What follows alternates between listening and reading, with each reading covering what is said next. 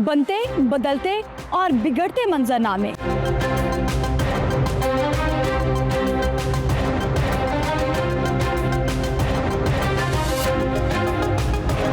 News and views में हम पेश करेंगे सच्ची खबर और बेलाग तज्ज़िये।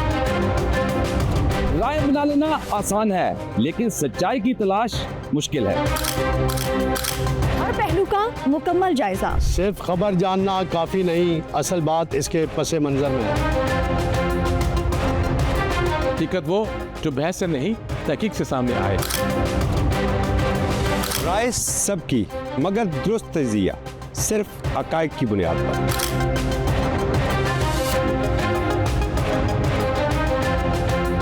मेरे और माहिर तज्ज़ियाकारों के साथ।